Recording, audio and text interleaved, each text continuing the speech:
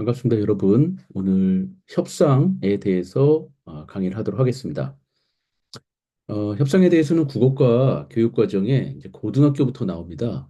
중학교 학생들에게는 아직 좀 어렵다고 생각이 돼서 이제 고등학교에 나오는데 공통국어의 이제 2022 기준으로 보면은 쟁점과 이해관계를 고려해서 문제를 해결할 수 있는 대안을 탐색하며 협상한다 이렇게 되어 있습니다. 그래서 여기서도 토의와 마찬가지로 대안이라는 말을 쓰고요. 또 쟁점, 이해관계가 있는 이 사이에서 이제 협상을 하게 되는 거죠.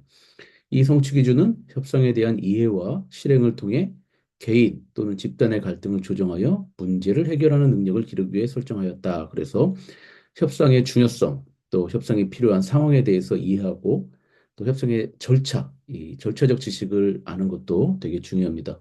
그 다음에 일련의 절차에 따라서 협상 의제, 여기서 이제 의제라는 말을 씁니다. 거기서 부각된 쟁점을 중심으로 의견을 조정하고 그 다음에 표면적으로 드러난 입장의 이면에 표면적으로는 A를 하는 입장을 가지고 있지만 그 이면에 그 안에 근원적인 동기 여기 이제 요 동기라는 말을 여러분들 동그라미 쳐놓으시고 이 근원적인 사실 이제 동기가 근원적 이해라는 말로 이따가 설명을 드릴 텐데요.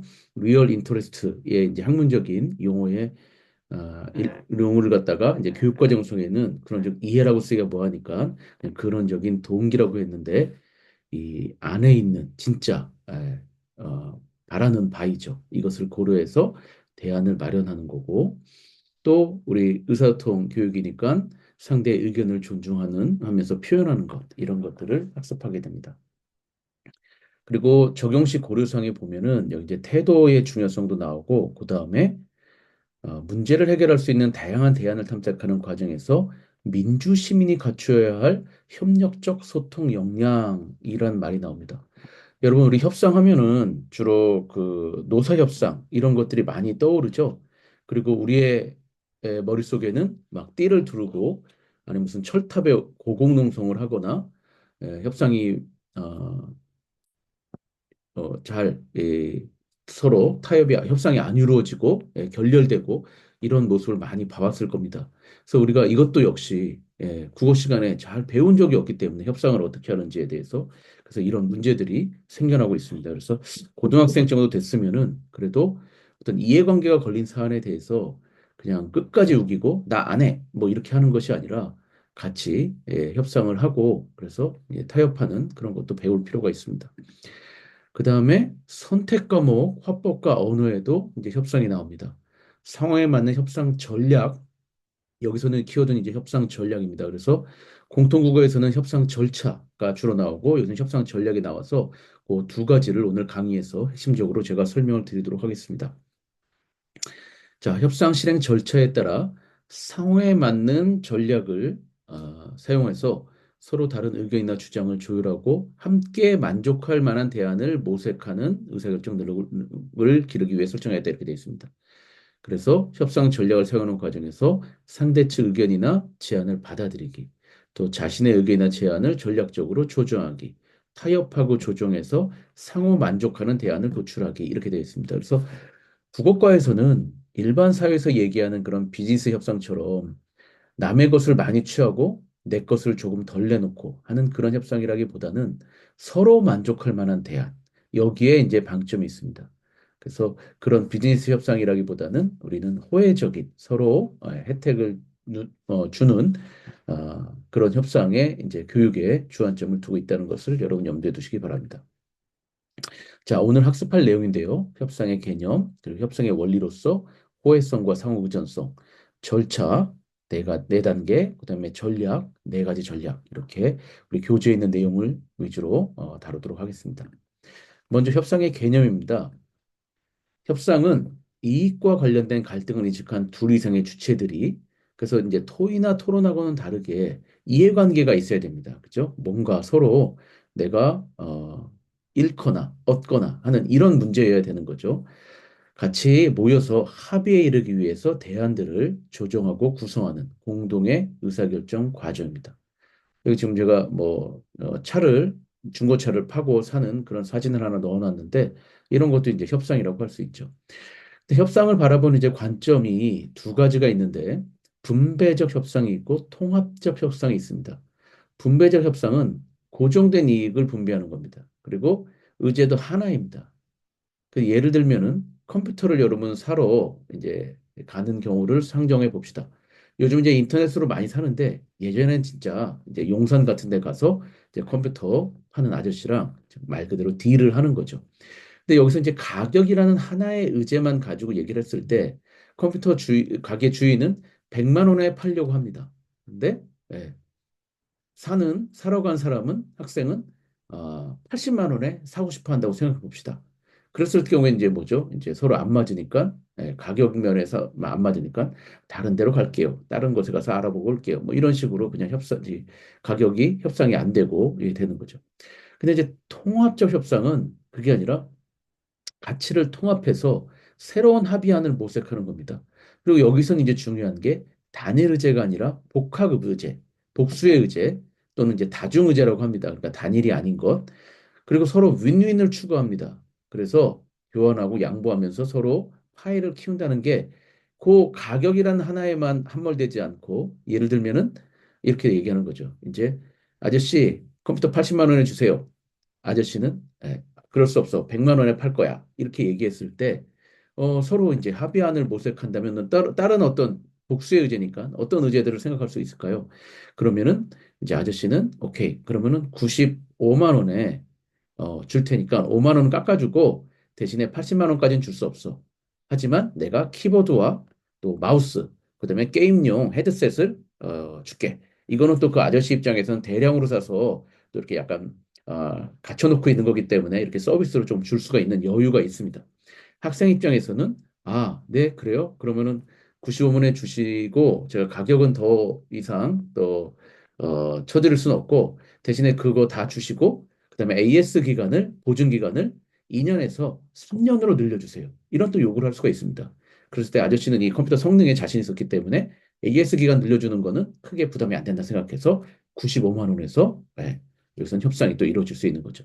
이런 식으로 패키지로 묶어서 협상을 하게 되면은 훨씬 더 움직일 수 있는 여지가 늘어나게 되고 서로 만족할 수 있는 아저씨 입장에서는 사실 80만 원에 파는 게 아니라 95만 원이라는 가격에 팔아서 이익을 본 것이고 또 학생 입장에서는 마우스, 키보드, 또 헤드셋, 또그 보증기간 연장까지 이것이 다 합쳐서 만약에 30만 원의 가치라고 하면은 따로 별도로 구매했을 때 사실은 80만 원에 살려던 것을 갖다가 110만 원에 또 가치의 이익을 얻는 것이니까 서로 만족할 만한 협상이 이루어지게 되는 것이죠.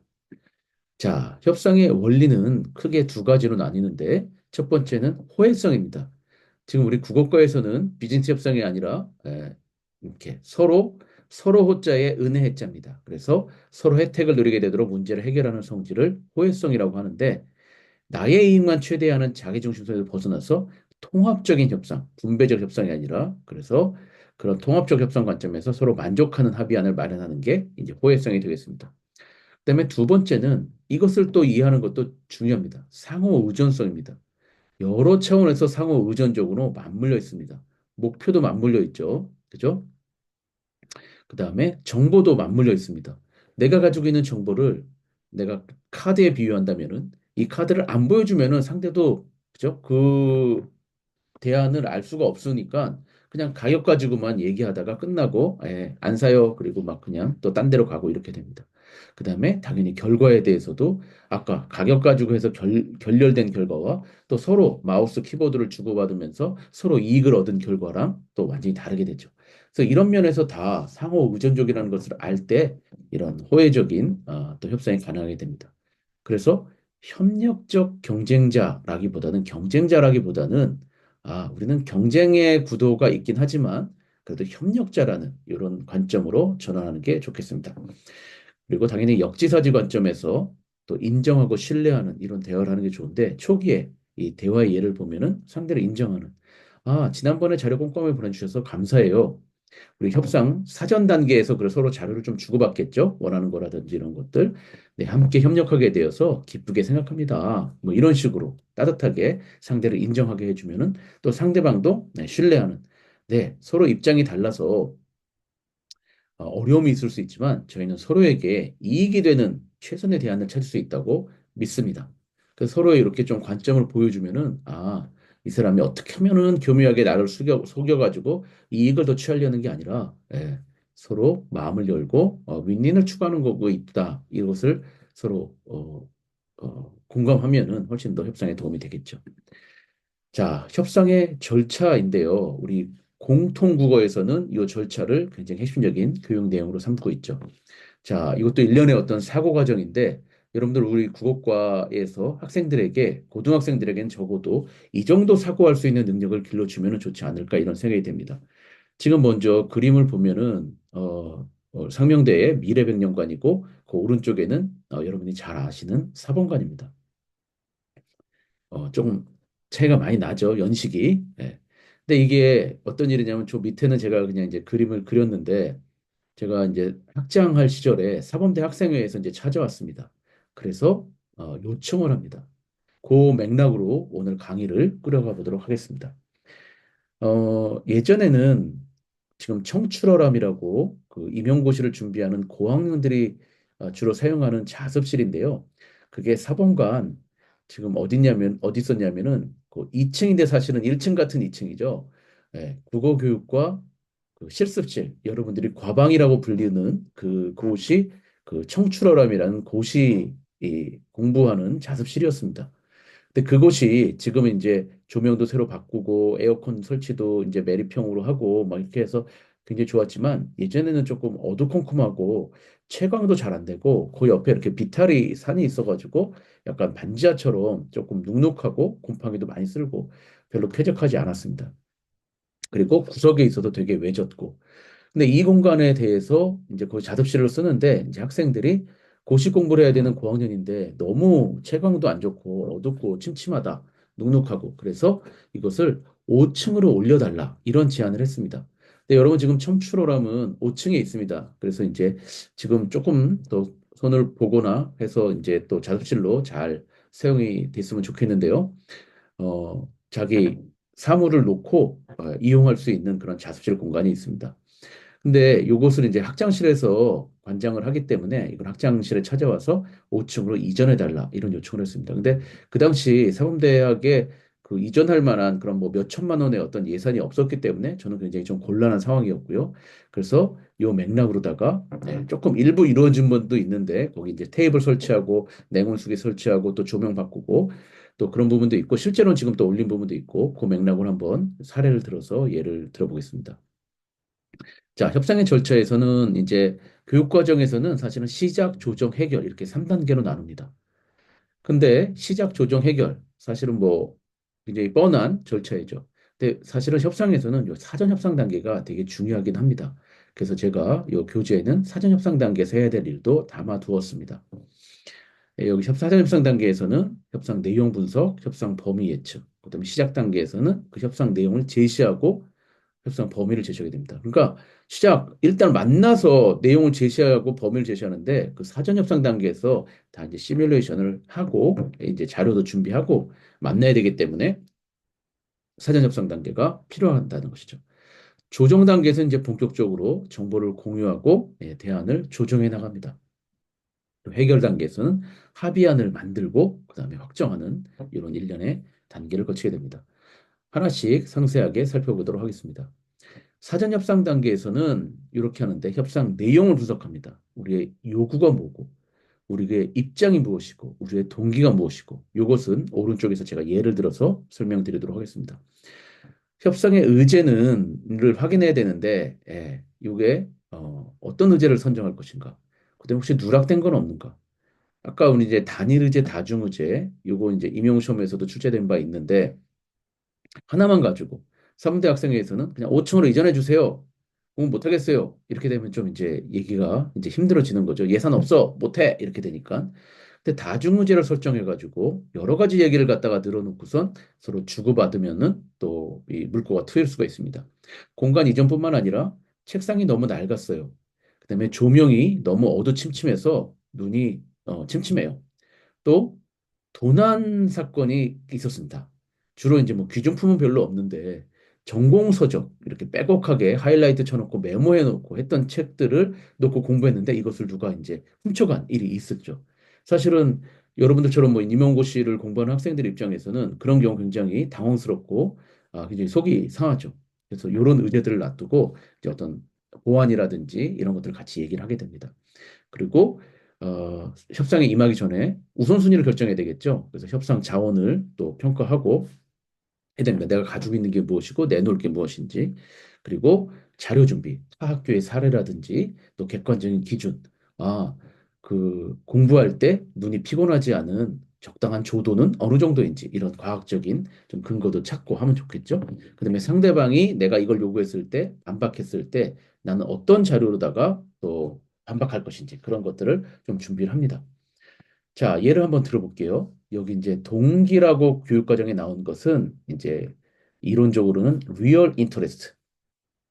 사실 영어가 더 쉽습니다. 그죠? real interest. 바로 들어오죠. 근데 이거를 우리가 학문적으로는 근원적, 리얼을 갖다가 근원적이라고 이제 번역을 했습니다. 사실은 진짜인데, 그죠? 예, 진짜, 리얼, 근원적 이해라고 합니다. 학생의 측은 제가 여기 색깔을 넣어놨죠? 동기와 입장을 여러분 구분해서 들어보기 바랍니다. 어떤 동기입니까? 근원적 이해가 뭐야? 그 안에서 가지고 있는 거죠. 중요한 시험, 임용고시를 앞두고 쾌적한 학습 공간에서 공부해서 합격하고 싶은 이 안에 진짜 리얼 인터레스트, 그 동기를 가지고 있습니다. 그래서 또 사범대 학생이니까 학생의 전체 이익을 대변하는 입장에서 여기서 이제 입장이 나오는 겁니다. 나의 입장은 이겁니다. 그래서 자습실 이전과 노후 조명 책상 교체를 요구하게 되는 겁니다. 여러분 동기 입장 요구의 차이 이해되시죠? 그렇죠? 입장은 뭡니까? 내가 학생회로서 학생의 전체 이익을 대변하는 입장에서 요구하는 것은 자습실 이전, 노후 조명 교체, 책상 교체. 그리고 근원적인 동기는 우리 학생들이 많이 합격했으면 좋겠다. 그죠? 이런 것들. 학교 측에서는 사범대 학장 입장에서는 어떤 동기와 입장과 요구가 있는 겁니까? 예. 학교 합격 인원을 증가를 위해서 당연히 사범대 학장도 그죠? 예. 합격 인원이 증가하면 좋겠죠. 그래서 플랜카드 크게 걸고 많은 학생들이 자습을 이용하면 좋은데 그리고 제한된 자원 예산이 그렇게 많지는 않잖아요. 다른 곳에 써야 되고 그래서 그런 동기를 가지고 있습니다. 그리고 이용률이 그 신청은 많이 했는데 신청해놓고 가보면은 사람이 없어요. 빈자리만 있고. 그래서 이용률을 좀 올리면 좋겠다. 신청했으면은 다른 학생들을 이렇게 웨이팅 기다리고 있는데 가서 공부를 하지 않고 딴 데 가 있고 그러니까. 그리고 학교의 목표 달성과 자원 관리를 책임지는 그 학장의 입장에서 학장은 예산도 다 관리해야 되고 또 학교의 또 사범대학의 목표도 달성해야 되니까 여러 가지 그런 관리자의 입장에서 현재 자습실의 이용률 제고와 자발적 청소를 학생들에게 얘기합니다. 가니까 맨날 비어 있고 그다음에 물론 이제 눅눅하고 침침한데 너무 더럽더라. 제발 좀 깨끗하게 써라. 이런 것들을 이제 요구하게 되는 거죠.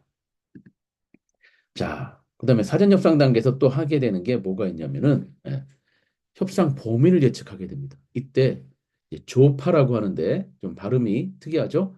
Zone of Possible Agreement의 약자입니다. 합의 가능 영역이라고 하는데요. 여기 이 제 머리 위에 그림이 있잖아요. 그럼 요 그림 갖다 제가 설명을 드릴게요. A는 아까 컴퓨터 사는 것으로다가 설명을 드리면은 아까 컴퓨터 파는 사장입니다. A의 선호지점 얼마예요? 100만 원에 팔고 싶어요. 그죠? 예. 그리고 여기 여기가 이제 선호지점이고 그다음에 요쪽 위에 있는 거. 여기가 양보 불가지점 얼마예요? 80만 원입니다. 80만 원. 85만 원이죠. 85만 원 밑으로는 팔 수가 없어요. 그죠? 그다음에 B의 선호지점은 여러분들 이제 메모하면서 들으세요. 하면 되겠죠. 얼마예요? 컴퓨터 얼마에 사고 싶어요? 80만 원에 사고 싶은 겁니다. 그리고 양보 불가 지점은 95만 원. 95만 원이 넘으면은 저는 이번에 컴퓨터를 못 삽니다. 딴 것도 사야 되기 때문에 이렇게 되는 겁니다. 그러면은 A의 불가 지점인 85와 B의 양보 불가 지점인 95 사이에서 85와 95 사이에서 이 조파가 형성이 되는 겁니다. 그죠? 그럼 그 어딘가에서 88, 92 이런 데서 가격이 이제 형성이 되겠죠. 협상이 되겠죠. 근데 아까의 사례에서는 95, B가 양보 불가 지점으로 놓은 그 95선에서 타결이 됐습니다. 왜냐하면은 또 딴 것들을 많이 얹어줬기 때문에 이게 조파입니다. 그 다음에 또 협상에서 중요한 키워드가 있는데 복안이라고 합니다. 베트나라고 합니다. 베트남 그냥 협상에서는 베트남. 예. 베트남은 뭐냐면은 여기 이제 뭐 숨겨진 안 이렇게 돼 있는데 어, 직역하면은 협상된 어떤 그 안에 대한 최고의 대안 이렇게 됩니다. 그래서 협상이 결렬됐을 때 선택할 수 있는 가장 유리한 다른 대안을 얘기합니다. 보관. 내가 숨겨진 어떤 보관을 가지고 있어. 다른 보관을 가지고 있어. 우리 이런 얘기 하잖아요. 예를 들면은 협상 대상을 전환한다든지 지금 뭐죠? 이 장소 이전, 그다음에 조명, 책상 뭐 이런 얘기가 아니라 다른 이것이 결렬됐을 때 내가 선택할 수 있는 다른 최고의 베스트 얼터너티브스를 얘기합니다. 제3자의 중재를 요청한다든지 또 다른 자원을 확보해서 새로운 방안을 시행한다든지 예를 들면은 이제 학생들이 요구했을 때 그 자습실 이전 그것뿐만 아니라 이제 학교 측에서는 그러면은 전공 강의실에다가 사물함을 설치해 줄게. 그냥 강의실에서, 빈 강의실에서 공부해. 이렇게 또 할 수도 있죠. 그런 보관을 가지고 있을 수도 있습니다. 새롭게 뭐 4층에, 5층 말고 4층에 거기 이제 환하잖아. 에어컨 조명 다 괜찮고 공부할 수 있잖아. 딱 시간표, 강의 시간표 딱 붙여놓고 그 시간표가 아닌 데서는 거기 이제 뒤에다 책꽂이도 놔두고 또 전공 그 교과서들도 다 놔뒀잖아. 그러면은 또 사물함 같은 것만 딱 이렇게 놔두고 이제 짐을 갖다가 놔둘 수 있도록 그런 공간을 그런 설비를 갖다 해줄 테니까 거기서 공부해. 그러면 이제 또 돈도 그렇게 많이 안 들고 할 수 있잖아요. 그래서 학장 입장에서는 그런 또 보완을 가지고 있을 협상에 임할 수 있죠. 학생 측에서는 사범대랑 얘기해서는 안 되겠다. 어떤 사범대 학장님이 거부하면은 나는 그럼 학교 본부로 가서 기획처장님과 상담을 하겠다.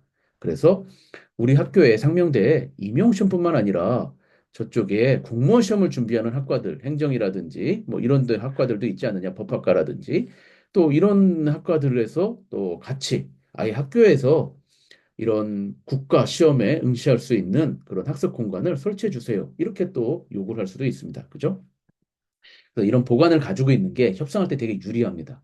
왜냐하면은 그거 가지고만 협상하다 이제 결렬되면 이제 없는데 내가 또 이런 보관을 가지고 있다는 것을 슬쩍 일부러 또 내비치기도 하고 이렇게 되면은 또 상대방의 또 심리적 압박이 되기도 하고 하니까 또 사범대 학장 입장에서는 사범대 내에서 본인이 이제 설치하고 또 학생들이 거기서 잘하는 데 좋은데 여기서 이제 조정이 안 되고 결렬됐다고 해서 뭐 본부로 올라가고 또 이렇게 되면은 또 체면이 또 안 설 수도 있고 여러 가지 면에서 또 이 내부적으로 조정할 수 있는 여지가 충분히 있는데 또 그렇게 되는 건 안 좋기 때문에 가능하면 또 이 협상을 하게 되는 거죠. 또 학생들 입장에서는 또 일반 교실에다 그냥 사물함 설치해 버리면은 또 공부하고 싶은데 또 강의 있고 또 뭐 그렇게 되면 또 안 좋으니까 가능하면 또 그 청출어람 자습실을 가지고 또 얘기를 하게 되는 그런 또 압박을 느끼게 될 수도 있겠죠. 자, 두 번째, 시작 단계입니다. 교육 과정에서 이제 시작 단계부터 나오긴 하는데, 이제 아까 사전 협상 단계에서 마련한 협상 내용을 제시하고 협상 범위를 제시하는 겁니다. 협상 의제, 또 입장과 요구, 또 얘기하고, 이때는 아직 조정 단계가 아니잖아요. 조정 단계에서 충분히 그건 기고 아니고 그건 얘기하고 상대 발언권을 존중해서 충분히 다 듣습니다. 그래서 끼어들기를 하지 않는 게 원칙입니다. 그래서 협상 범위, 합의 가능 영역, 아까 조파라 그랬죠. 거기 내에서 요구하고 교집합 영역도 확인하고 교집합 영역은 이제 사실은 다툴 필요가 없는 부분이잖아요. 예를 들면 학생회 측은 어두운 현재 자습실을 5층에 채광이 좋은 높은 데로 이전해 주세요. 그리고 2층 이런 데는 학생들이 많이 또 다녀가지고 고학번들 입장에서는 또 이제 신입생들 또 그죠 저학년들이 또 막 시끄럽게 떠들고 다니는 게 공부에 방해가 됩니다. 그러니까 우리는 5층으로 갈게요. 이렇게 요구할 수 있잖아요. 그리고 또 낡은 책상 더러워서 못하겠어요. 교체를 요구할 수 있습니다. 또 사문대 학장 학교 측에서는 이전은 우리 돈 없다. 예산 지금 오래 못 간다. 그죠? 그리고 또 다른 데 쓸 그런 예산이 이미 다 배정이 돼 있다. 계획이 있다. 그리고 자소서 이용률이나 좀 높여라. 뭐 신청해놓고 가보면 아무도 없다. 이런 것들이 있고 교집합은 도난 사건 일어나는 거는 정말 불미스러운 일이므로 보안 장비는 뭐 세콤이라든지 이런 거, CCTV 이런 것들은 설치할 수 있겠다. 그다음에 자수들 청결도 이것도 그죠? 청소하면 되는 거니까 그거는 그죠? 유지할 수 있겠다. 이런 교집합이 있습니다. 자, 세 번째 조정 단계에서 이제 주고받고를 하는 거죠. 아까 얘기했듯이 상호 의존성이 있잖아요. 정보를 서로 공유를 해야 됩니다. 그죠? 그리고 대안을 제시할 때 호혜성의 원리에 입각해서 또 상호 이익을 정당화하는 방향으로. 그래서 내가 이익을 취하는 게 중요한 게 아니잖아요. 지금 사범대 학장이 뭐 예산 절감하라고 있는 게 아니잖아요. 그것도 해야 되지만 뭐예요? 예산을 적절한 곳에 써서 학생들이 공부와 취업에 도움이 되도록 해야 되는 거잖아요. 근데 질의응답을 하게 됩니다. 질문하고 답변하는데 상대의 우선순위를 물어볼 수 있겠죠. 여러분, 어떤 게 가장 중요한가요? 올라가는 거 말고, 그랬을 때, 조명 문제, 눈이 침침하지 않게 밝은 데서 공부하고 싶어요. 이게 가장 중요하군요. 보안 문제는 이제 본인이 좀 간수를 잘하면 되니까 정말 중요한, 잃어버리는 안 되는 뭐 전공서는 따로 가져다니면 되니까, 아니면 자기가 이제 뭐 자물쇠를 사서 걸거나 하면 되니까, 청결은 괜찮습니다. 이렇게 해서 조명을 갖다가 가장 중요한 걸로다가 이제 서로 체크를 하면 되겠죠. 자, 그런 요구를 추하는 이유는 무엇입니까? 우리 제안을 어떻게 생각하십니까? 그 다음에, 이것밖에 수용할 수 없다는 겁니까? 이런 또 강요하거나 공격적인 질문은 좀 지양하는 게 좋겠고요. 그 다음에 이제 대안을 조정하는데 서로 이제 내놓은 카드들을 주고받으면서 대안을 수용하고 수용 조건을 제시하면서 절충합니다. 다른 건 모르겠지만 조명이 우선시 된다면 조명 교체 예산은 확보 가능하다. 500만 원 정도는 할 수 있다. 그 다음에 학생들 입장에서도 청소는 저희가 당번을 정해서 돌아가면서 관리할 수 있습니다. 이렇게 하는 거죠. 그 다음에 요때 이제 대안을 조정할 때는 가능하면 그냥 기분으로다가 해줄게 뭐 이런 게 생색내고 이런 게 중요한 게 아니라 객관적인 기준, 법규라든지 관례, 뭐 규정, 전문가 판단 이런 것들로 해서 인근 학교의 자습실 면적, 뭐 예를 들면 옆에 뭐 국민대나 또 명지나 이런 데서는 또 이런 시설을 어느 정도 가지고 있습니다. 또 학습 효율을 높이기 위해서는 뭐 어느 정도 이상의 조도가 필요합니다. 그 다음에 우리가 자율적으로 청소를 학생들이 안 한다면은 청소 용역으로다가 1년에 1,000만 원을 지불해야 됩니다. 근데 이걸 갖다가 학생들이 자율적으로 당번을 정해서 하면은 또 1,000만 원을 아낄 수 있는 거잖아요. 뭐 이런 식으로 객관적인 기준을 가지고 서로 주고받고 조정을 하게 되는 거죠. 자, 맨 마지막 해결 단계에서는 합의안을 구성하게 됩니다. 그래서 대안들을 나열하고 사고 교환하면서 서로에게 이걸 극대화하도록 조율을 하고 가능하면은 아까 얘기한 대로 단일 의제로 하는 게 아니라 다중 의제로 결합해서 그죠? 패키지로다가 다 같이 처리를 하게 됩니다. 그 조명, 보안, 편의 의제를 결합해서 하게 되는 거죠. 그래서 학교 측에서는 청소 예산 1,000만 원이 절감되면은 200만 원으로 보안 카메라 달고 또 정수기도 렌탈하면 되니까 밑에 1층까지 내려올 필요 없이 거기서 뭐 사발면도 먹을 수 있고 믹스커피도 먹을 수 있게 냉온수기, 정수기를 설치해 줄게요. 이렇게 하면 되는 거고 학생의 입장에서도 네, 그렇다면 청소는 저희가 자율적으로 당번을 정해서 깨끗하게 관리하겠습니다. 이렇게 하면 됩니다. 그다음에 이렇게 합의안을 같이 문서로다가 이제 확정을 하게 되는 거죠. 왜냐하면 말로만 했을 땐 서로 생각이 다를 수 있으니까 나중에 왜 안 했어? 그러면 그런 얘기 안 했는데요. 이렇게 되면 안 되니까. 그래서 합의 이행 방법과 시기 또 불이행 시 후속 조치 이게 뭐 유지가 안 됐을 경우에는 뭐 다르게 한다든지 또 합의를 수정하는 조건과 방법 이런 것들을 합의 사항에 적게 됩니다. 자, 이렇게 해서 절차에 대해 살펴봤고요. 네 가지 협상 전략을 이 똑같은 맥락으로 같이 살펴보도록 하겠습니다.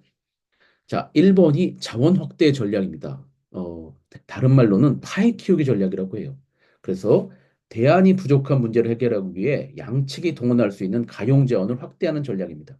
그래서 거기에 함몰되지 않고 좀 시야를 넓혀서 여러분들, 우리들뿐만 아니라 학생들도 이런 사고를 하는 게 필요합니다. 그래서 국어에서도 이런 사고, 그다음에 이럴 때 화법 이런 것들을 잘 가르쳐 줄 필요가 있습니다. 파일을 키우기 위한 창의적 사고, 양측의 요구를 충족할 추가적인 어떤 대안들이 있을까? 이겁니다. 추가적인 자원. 내가 가지고 있는 자원을 그냥 내가 뭐 여기만 하는 게 아니라 그때 당시에 여러분 지금은 이제 교실을 바꿨는데 미래백년관에 한 2층에 옆에 큰 교실로 지금 바뀌었습니다. 100석 규모의. 근데 그때 거기가 열람실을 만들었어요. 처음에 이제 신축했을 때는. 그래서 약간 도서관처럼 도서관 열람실처럼 만들어 놓은 게 있었습니다. 지금 이제 강의실이 좀 부족해서 강의실로 다 바꿨더라고요.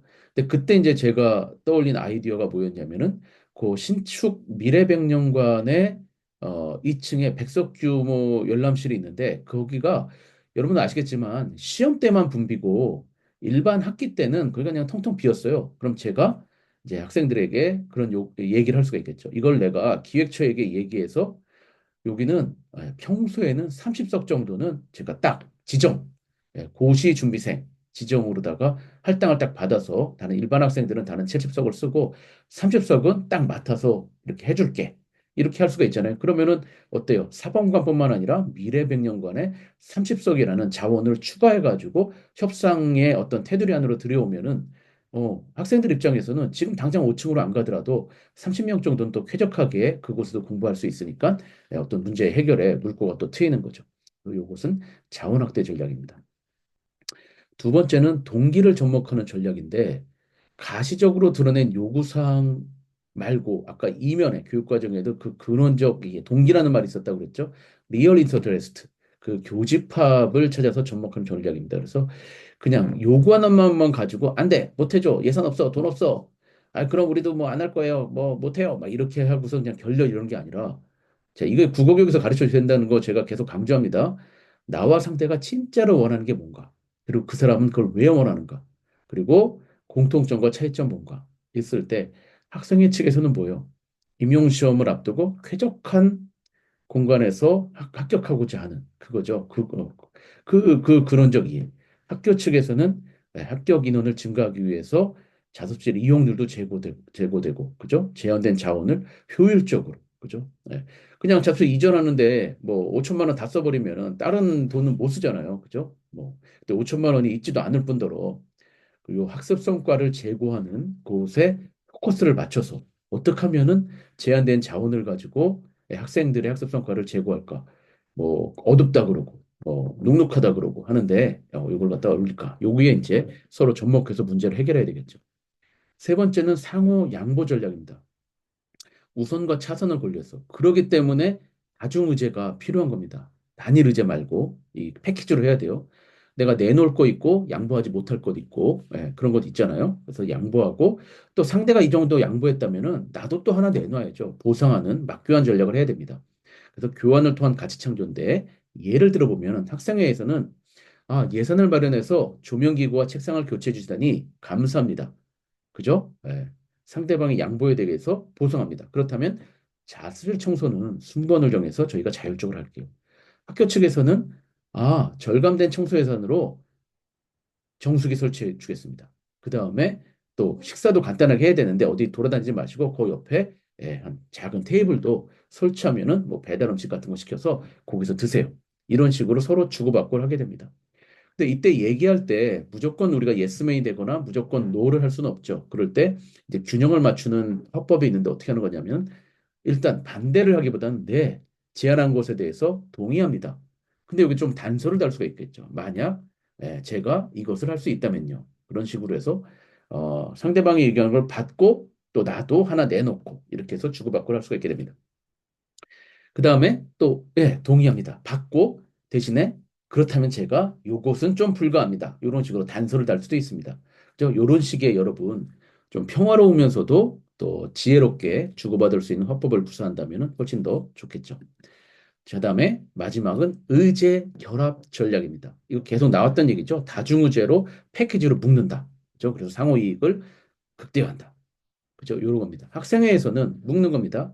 저희는 자율적으로 자수를 청소하겠고요. 또 사용 일지 활용해가지고 이용률을 높이고 그다음에 도난 방지를 위해서 각자 자물쇠를 사용한다든지 이렇게 하겠습니다. 그랬더니 학교도 여러 가지 패키지로 그렇다면 조명과 노후 책상 교체하고 또 정수기와 간이 테이블도 설치해 주겠습니다. 그래서 여러 가지 패키지가 이렇게 해가지고 같이 결합되면서 서로 만족을 추구하게 됩니다. 자, 이렇게 해서 오늘 협상에 대해서 알아보았습니다. 협상이 어떤 것인지, 그 다음에 이 호혜성, 서로의 혜택을 추구한다.